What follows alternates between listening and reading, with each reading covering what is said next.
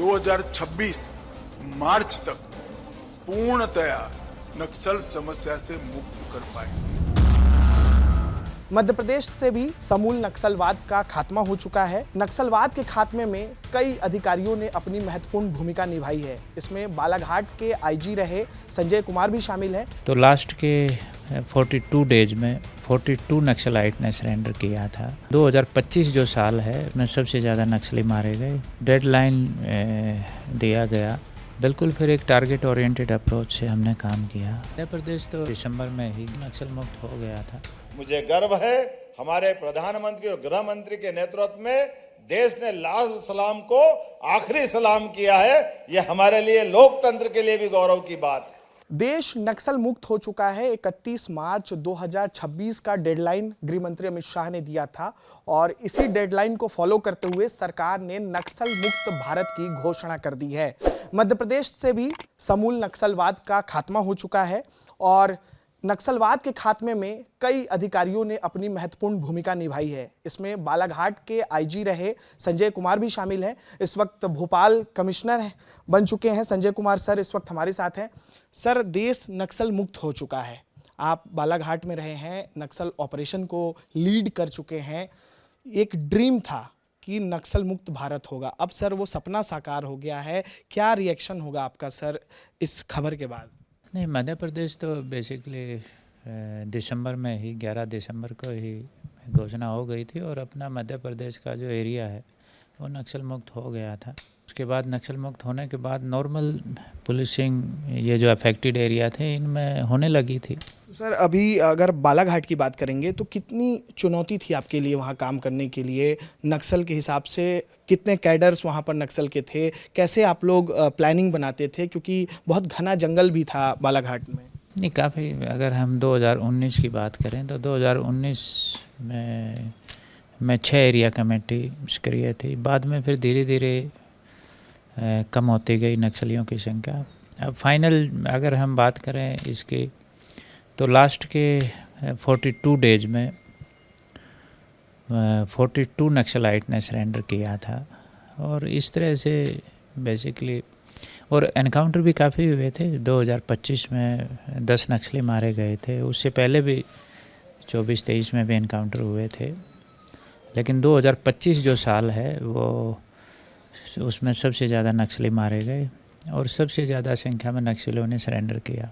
Sir, जब गृह मंत्री ने डेडलाइन रखा था 31 मार्च 2026, तो सर आप लोग के दिमाग में क्या चलता था कि ये सपना साकार हो जाएगा? नहीं, जब डेडलाइन दिया गया तो बिल्कुल फिर एक टारगेट ओरिएंटेड अप्रोच से हमने काम किया और इसमें बेसिकली जितने भी अधिकारी हमारे स्पेशल डीजी ANO साहब की पद स्थापना हुई और फिर डीजी साहब ने भी जितने अधिकारी हमने मांगे वो हमें मिले।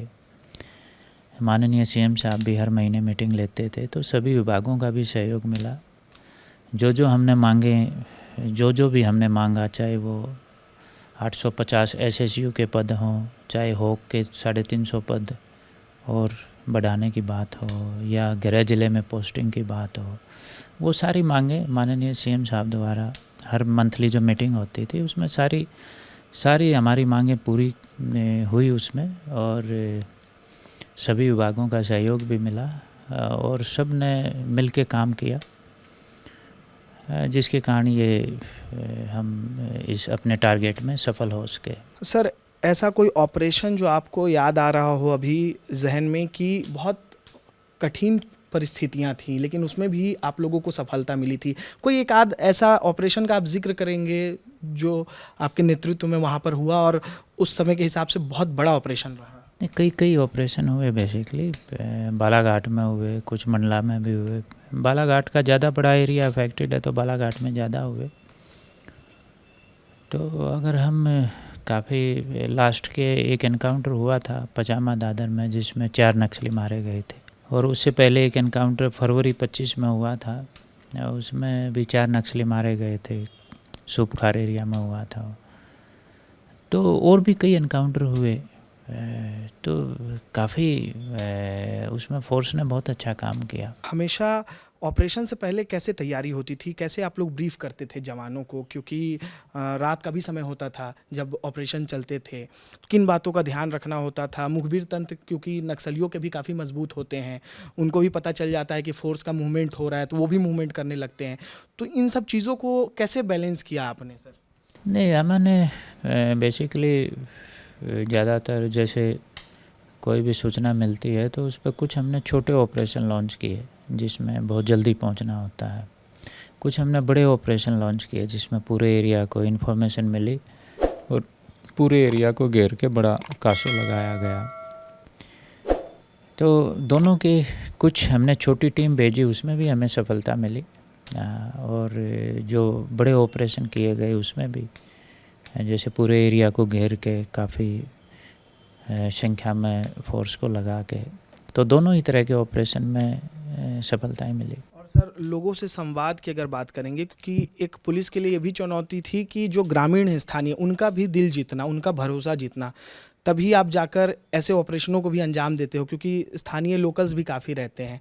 तो कैसी बातचीत होती थी लोकल से, क्या आप लोग बताते थे उनको सावधानी बरतने के लिए? नहीं, लोगों का भरोसा जीतना तो ज़रूरी है, क्योंकि कोई भी नक्सल ऑपरेशन है उसमें जो इंटेलिजेंस इनपुट है वो बहुत इम्पोर्टेंट होता है।